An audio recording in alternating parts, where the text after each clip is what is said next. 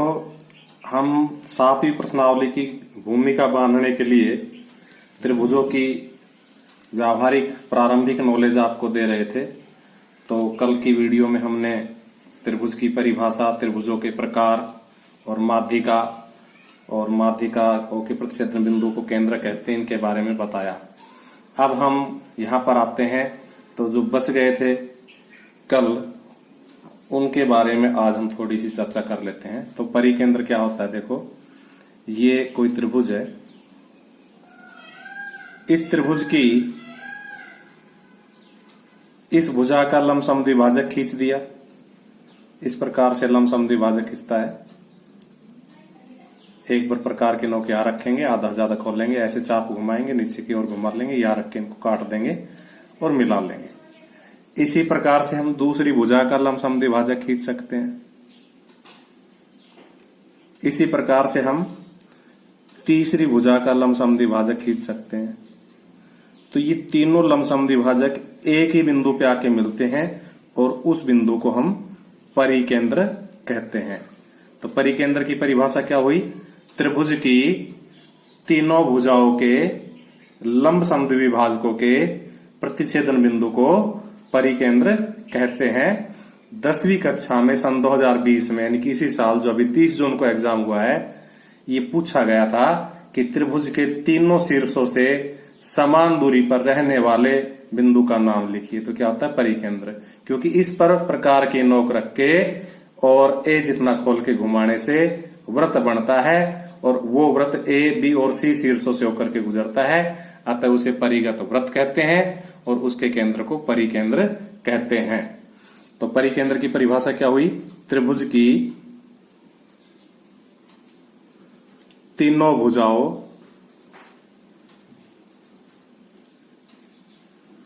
के प्रतिच्छेदन बिंदु को, तीनों भुजाओं के लंब समद्विभाजकों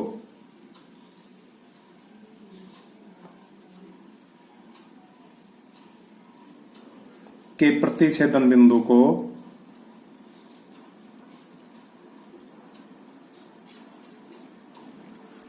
परिकेंद्र कहते हैं।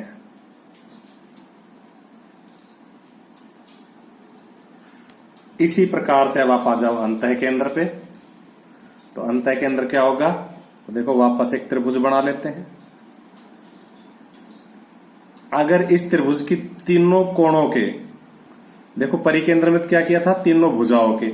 अब तीनों कोणों के समद्विभाजक खींच दिए। इस कोण का समद्विभाजक खींच दिया, कोण का आधा कर दिया, एक बार नोक यहां रख के, एक बार नोक यहां रख के। इसी तरह से इस कोण का आधा कर दिया, प्रकार के नोक रख के ऐसे घुमाया, एक बार यहां रख के चाप काटा, एक बार यहां रख के चाप काटा। तो ये दूसरे कोण का समद्विभाजक हो गया। ऐसे ही तीसरे कोण का समद्विभाजक कर लो। तो तीनों कोणों के समद्विभाजक एक ही बिंदु पे आके मिलते हैं और उसे कहते हैं अंतः केंद्र। और इसको केंद्र मान करके तीनों भुजाओं को टच करता हुआ भीतर भीतर वृत्त खींचा जाता है, जिसे अंतः वृत्त कहते हैं। और उसके केंद्र को क्या कहते हैं? अंतः केंद्र कहते हैं। तो हम क्या लिखेंगे अंतः केंद्र की परिभाषा? त्रिभुज के तीनों कोणों के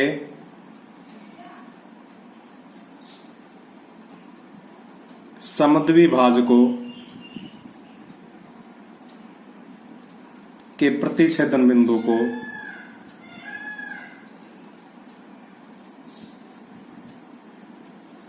अंतः केंद्र कहते हैं।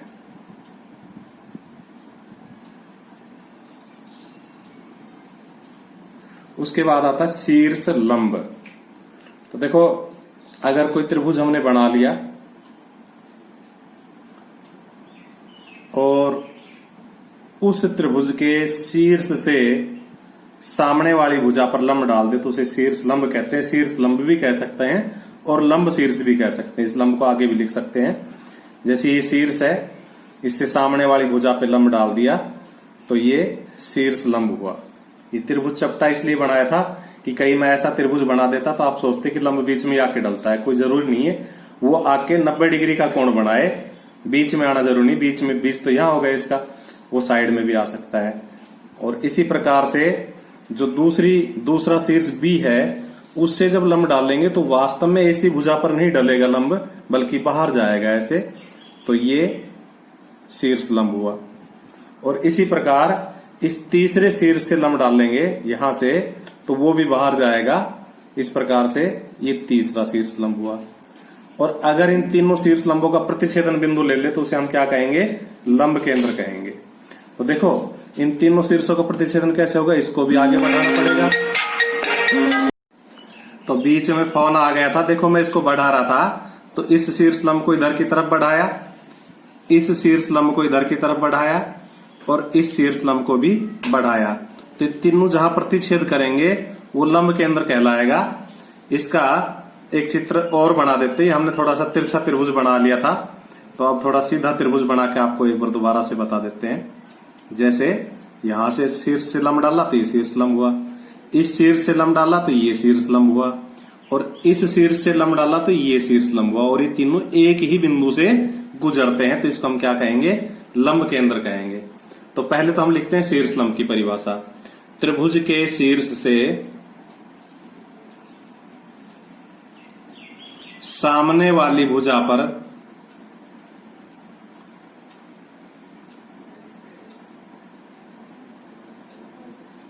डाला गया लंब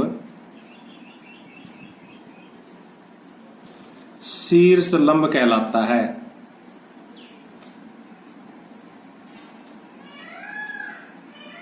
उसके बाद लंब केंद्र की परिभाषा, तो तीनों शीर्ष लंबों के प्रतिच्छेदन बिंदु को लंब केंद्र कहते हैं। तीनों शीर्ष लंबों, ये देखो थोड़ी अधूरी रहेगी, त्रिभुज के, क्या लिखेंगे? त्रिभुज के तीनों शीर्ष लंबों के प्रतिच्छेदन बिंदु को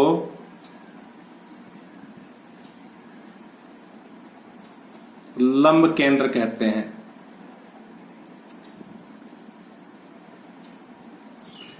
आपकी 10वीं क्लास में बिंदु पथ की प्रश्नावली वर्तमान में, हो सकता है तुम 10वीं में हो जब तो हट जाए वो प्रश्नावली, क्योंकि एनसीईआरटी की बुक आ जाएगी तो उसमें बहुत ही महत्वपूर्ण क्वेश्चन बनते हैं। बाकी जब तक आपको त्रिभुज की समझ नहीं होगी, जब तक आपको 9वीं और 10वीं का गणित समझ में नहीं आएगा, तो इन सभी को बार बार देख करके, वीडियोज को दोबारा तिबारा देख करके और अच्छी तरीके से अपनी नॉलेज पक्की कर ले, ताकि आपको समझने में दिक्कत नहीं आए।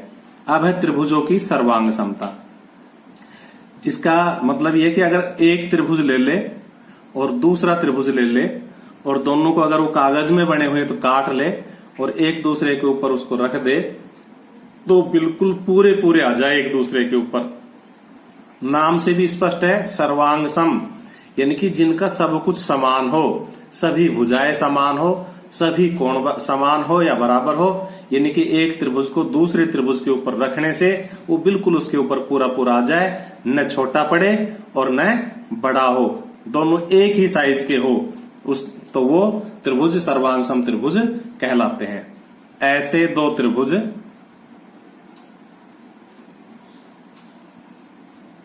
जिनके सभी अवयव समान हो। मैंने बताया पहली वीडियो में, त्रिभुज के 6 अवयव होते हैं, 3 भुजा और 3 कोण। तो सभी अवयव, तीनों भुजा और तीनों कोण, सभी अवयव समान हो, सर्वांग सम त्रिभुज कहलाते हैं।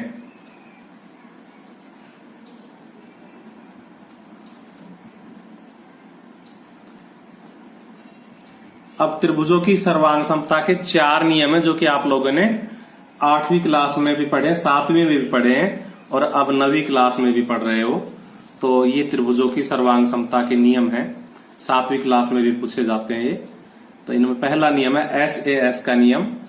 नाम से स्पष्ट रहता है, S माने भुजा, A माने कोण, S माने फिर भुजा, S माने साइड, A माने एंगल। तो साइड, एंगल, साइड यानी भुजा कोण, भुजा सर्वांग समता का ये नियम है। फिर ASA का नियम, यानी कि एक भुजा और उसी भुजा पर बने दोनों कोण समान हो। फिर SSS का नियम, यानी कि दोनों त्रिभुजों की तीनों संगत भुजाएं आपस में समान हो। RHS का नियम, यानी कि त्रिभुज, 2 त्रिभुज हो, वो दोनों समकोण त्रिभुज हो, R माने समकोण त्रिभुज हो, राइट एंगल हो। H हाइपोटेन्यूज, यानी कि उनके कर्ण समान हो, S साइड, एक एक भुजा समान हो। तो ये 4 नियम है सर्वांग समता के, जिनमें ये तो अभिगृहित है। अभिगृहित का मतलब इसको सारी दुनिया ने मान लिया है, ये सिद्ध नहीं किया जा सकता, ये सर्व सत्य है अपने आप में। और ये 3 नियम इस एक नियम की सहायता से सिद्ध किए जा सकते हैं। तो आपको ये तीनों नियम बाकी के गणित की बुक में परमे की तरह मिलेंगे। तो मैं रोज एक एक परमे आपको समझाया करूंगा और उसके बाद में 7.1 प्रश्नावली स्टार्ट करूंगा। तो इन नियमों को मैं लिखने की बजाय, इनकी डिटेल लिखने की बजाय जब परमे समझाऊंगा तभी बता दूंगा।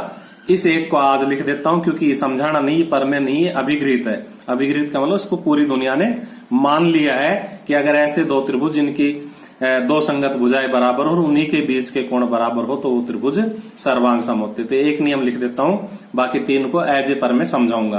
तो क्या हुआ ऐसे इसका नियम, यदि 2 त्रिभुजों की 2 संगत भुजाएं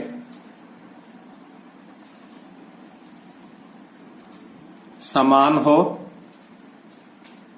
तथा उन्हीं भुजाओं के बीच के कोण समान हो